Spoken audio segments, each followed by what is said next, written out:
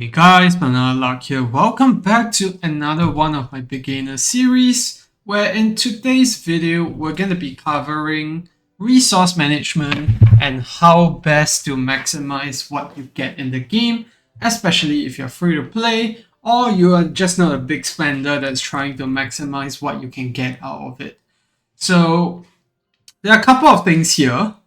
In one of my first videos, I talk about how to not summon incorrectly, how to make sure that you get the good banners, and as a new player, what should you look out for? So I think that's pretty straightforward now. The next thing that we're going to talk about today is going to be about gold, stamina, as well as XP. So if we actually hit into the storage here, you're going to see we have a couple of materials. In fact, if we hit over here, you're going to see much more things. What I want you to focus on specifically is gold as well as XP. We're going to talk about this mainly, how to get them, how best to use them, and what are the things that you should look out for to make sure that you don't waste any of it. So gold is predominantly used to actually purchase stuff in the Dwarven shop, which we'll talk about briefly. But most importantly, it's going to be used to upgrade your gear. And I will have another video talking about gear, what to upgrade. But for now, you just have to know that gold runs out very quickly when you start upgrading gear. And then we also have XP, which is used to level up heroes. And we'll talk about how to best optimize that. And also whether you should farm the XP and gold rates in a short while, but just know that XP is mostly used to level and max out your units, and it is one of those things that runs out pretty quickly when you're early on in the game. As compared to me, I'm very end game, so 21 million XP is a lot and I don't really use it much except to clear some events and also to get new units, which I don't get them very often. So yeah. XP and gold when you're early on in the game can actually be farmed from resource rates, which is the XP and gold rate. Ideally, you can farm XP. It is quite common when you're early on that you need to farm XP. But I would say that even early on, you should not be farming gold rate at all. Why is that the case? I will show you something in a bit, but just know for now that XP rate is the only thing that you should go after. But in the late game, you can start to move away from it and then farm your XP in another way.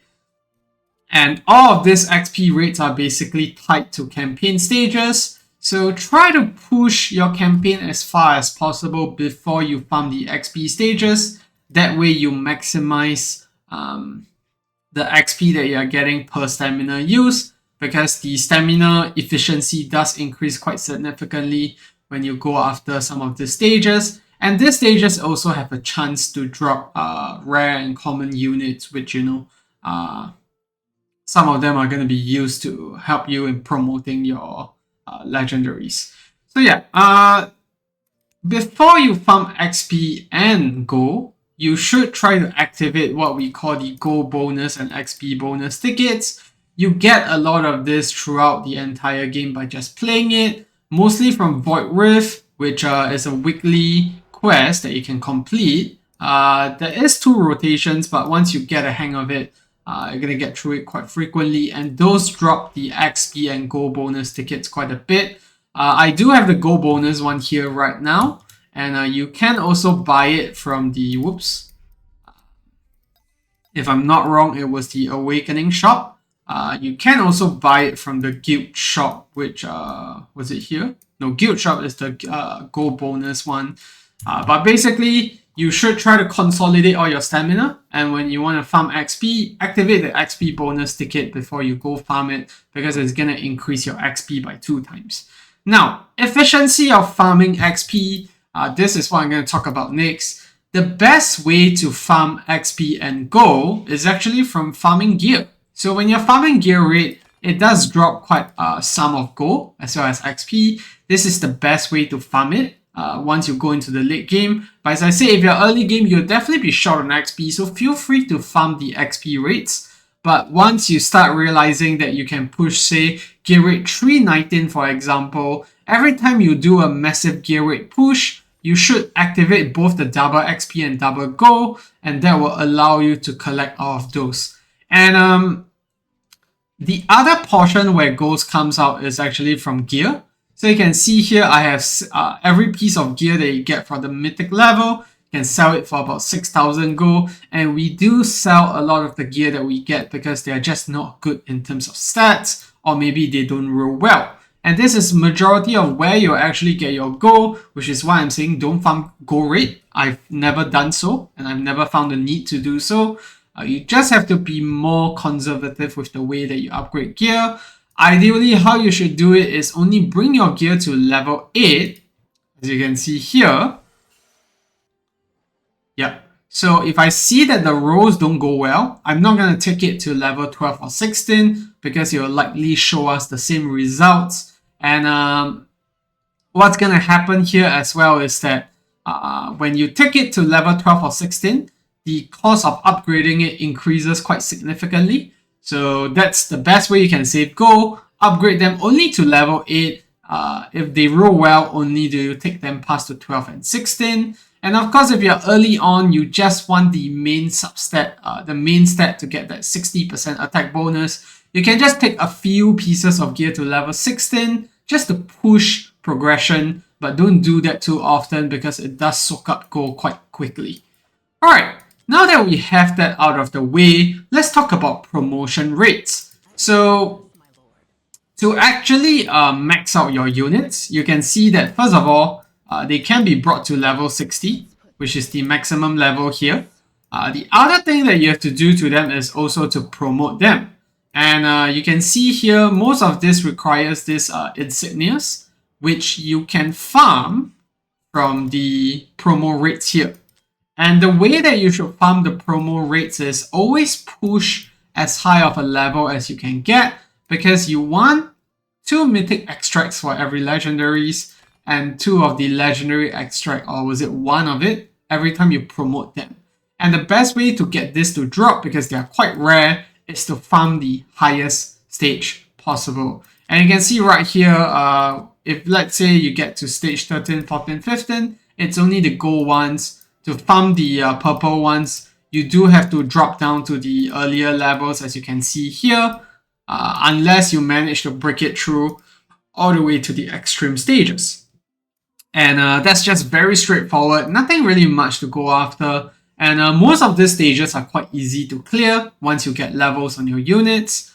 If you want, you can search for guides on YouTube on how to do them, but it's quite straightforward. For Insignia or Marksman, you need Marksman. This one, you need Mages. Endurance, you need a DPS unit. And you also need tanks and healers, because there's a miasma effect that just makes you get constant damage. And then the Insignia or melee attack, this one is very straightforward. Only ground place units can be used in this mode, and they all heal passively because of the stage. You just need to use those to be able to get past those stages. Alright. So with promotion rates now over, let's actually circle back to this hero page again. I want to talk about skill crystals. So very early on in the game, skill crystals are going to be quite scarce. You can see here that right now we only use legendary skill dust, but once you get to the higher level of things, you're going to start to notice that you require skill crystals, and on average, you need 10 skill crystals to max up most units, most legendary units. And the best way to get this is either through the Tide Clearance or the Void Rift, as well as from this event which we call Corridor of Glory, which is right here. It grants you 2 skill crystals. Don't bother farming 20,000 points because it's not worth it. So use your skill crystals very sparingly early on. There's only 3 or 4 places that drop them on a weekly basis. And make sure that you always prioritize your legendary units to get the skill crystals, your legendary DPS units to get the skill crystals. Your support and tank units don't need their skills maxed out early on. And same thing with XP, you can keep your tanks and healers at level 50, only take your DPS up to level 60 early on in the game. This is to just make sure that you can push your campaign progress as far as possible without having to farm too much XP, too much gold to actually upgrade your units. Alright, with that all out of the way, let's talk about one last thing, which is gonna be leveling your units. So I mentioned how leveling your units, you need XP to do so, which is pretty straightforward here. But you will notice one thing, which is that for our legendaries here at level 1, they're actually missing 1 star. So what happens here is basically, let me see if I can find an example. Just bear with me for a bit. Okay, there we go. So you can see Bruno here requires a star up to actually bring him to 5 stars and 6 stars. This is separate from promotion. This is also separate from leveling them up. And how do you actually promote them? You need 4 units that are also 4 stars to actually get there. And this can be your epic units. It can also be this psychic power. But what you want to do is actually to level up your common and uncommon units to actually star up them. And where do you best get these common units other than farming them from the XP rate? It's gonna be from your Dwarven shop. So just buy this out every time you can. I know it costs gold, but that's the best way for you to actually level up and max out your units. And don't ever feed your epics or legendaries to be sold away, because that's the worst possible thing that you can do. All the legendaries and epics are very crucial in early game, so just make sure you keep that in mind when you're starring up your units. Now, you're gonna see that the common units and uncommon units, we've kept quite a bunch of them. This is for the very purpose of, leveling up my legendaries. But if we talk about the rares, as well as the epics, they do offer what we call diamonds, which are used to summon or to purchase stamina. And then we also have the epic awakening tokens. Now, as a rule of thumb, when it comes to your rares, as well as your epics, there are few units that you should take note of for rares that you should keep, but the rest of them can be sold quite easily. And then for your epics, just make sure you take them to Awaken 5, which is extra copies of the same unit. They all come with a significant boost most of the time. So make sure your epics are Awaken 5 before you actually sell them. And don't ever sell your legendaries, no matter how people say how bad it is. Because when you're early on in the game, chances are you're going to use them somewhere down the line. They might come in useful, they might get reworked. Don't sell them that early on. As you progress to the later stages of the game, when you're more clear of what you need, and sometimes you might need the legendary tokens to buy something, only then do you sell your legendaries. But early on in the game, don't sell your epics until they're Awaken 5. Don't sell your legendaries at all, and sell your rares to get some diamonds back. Don't use them as the star up fodders that I mentioned. Only use your common and uncommon units to get there. And in terms of rares, I will have another video to actually cover through that, to talk about which rares you should keep. So just stay tuned for that. And if you have lots of rares at the moment, just stay tuned for that video, because I promise you it's going to be very helpful once you watch those. Alright, the very last thing that I want to talk about resource management is when it comes to upgrading your gear as well as leveling your units. Ideally, you want to wait for these 2 specific events called Corridor of Glory, which we touched on earlier. You can see right here, level up, start, promote or upgrade your hero skills to win points and redeem rewards. So ideally, you should only level up and skill up your units only during Corridor of Glory, because that way you can get some rewards along the way, and you don't do this leveling up very frequently because you're often tight on resources early on. And make sure you only get to 10,000 points like I mentioned earlier, because the 20,000 one is just simply not worth it. And then for Tales of the Smith, this is the one where you upgrade gear. And as you can see here, when you take your gear to level 12 or level 16, that's where most of the points are at. But bear in mind what I said earlier, when you take your gear to level 12 and level 16, that's when it gets very, very expensive. So try to take your gear only to level 8 if possible. And then if let's say they roll well, you can take them all the way to 16. But just do that sparingly so that you don't wind up wasting away all your gold. And if let's say you don't have enough gear to actually upgrade to max out your Tales of the Smith, that is completely fine. You're not losing out on much. It's just some diamonds, staminas, and rare summoning stones. Make sure you don't waste your gold just to get these milestones, because gold is very hard to come by. You don't want to waste your stamina on farming gold rates instead. So these are the two events that you should really look out for in terms of maximizing stuff. The next one is going to be the Brave Conquest. So this is from just farming. It can be farming gear, it can be farming meteorites, which is used for artifact forging. Make sure that you try to maximize your stamina by farming during this period. You can see here that we're farmed way above the points required, but that's fine because I'm in the end game. But if you're early game, make sure that every time you farm Brave Conquest, you get to 6,000 points, because it drops the Ancient Summoning Crystals, which are the rarest summoning resource in the game right now. So make sure you farm to 6,000 points each time. And then we have many other such events on the site. You don't really have to care about them at the moment. Just play the game as you deem fit. But I think the Brave Conquest, Corridor of Glory, Tales of the Smith, this ones you have to be more strategic about it to make sure that you can still collect the rewards that come with this. And then the last thing is going to be Oracle Trials. These ones are leaderboard, where you face up against other players. It can be from farming artifacts, can be from farming certain gear rates. It can also be from summoning units. I don't have much to talk about this because it really depends on where you are in the game. Don't use this as your guideline for progression. You can completely skip this, like you can see right here. I'm skipping doing any summons. I'm also not farming any artifact rates at the moment because I simply do not need them.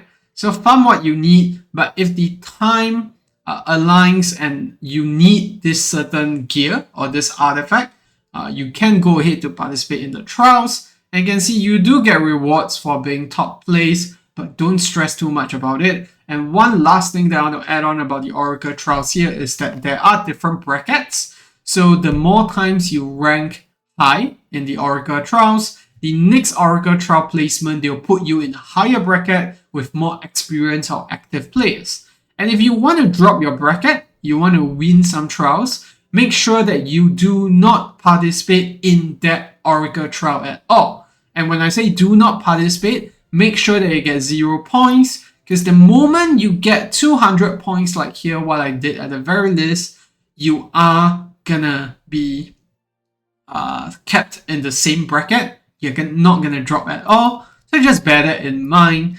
And that's pretty much it for the video. It's been a pretty lengthy one. So what did we cover? We talk about how to farm XP, how to farm gold. And if you're early game, farm XP, try not to farm gold because that's such a waste of stamina. But once you get to the later parts of the game where you can farm gear rate 319, for example, very consistently, then you put on the double XP and double gold tickets every time you have it on. And that's going to help you to farm the resource that you need. And then for the promo rates, always try to farm the highest levels so they can get the mythic as well as legendary extracts, which are needed for promoting your legendary units as well as your epic ones. And then skill crystals, make sure you prioritize them on your DPS units first. Same with levels, only keep your tanks and your healers and support units at level 50, but take all your DPS to the max level so they can maximize their stats. And then when it comes to selling units, don't ever sell your legendaries. Sell your epics if they are awakened 5 and sell your rares, but stay tuned for my video on what are some of the rares that you can keep to make sure that, helps you in some parts of the game.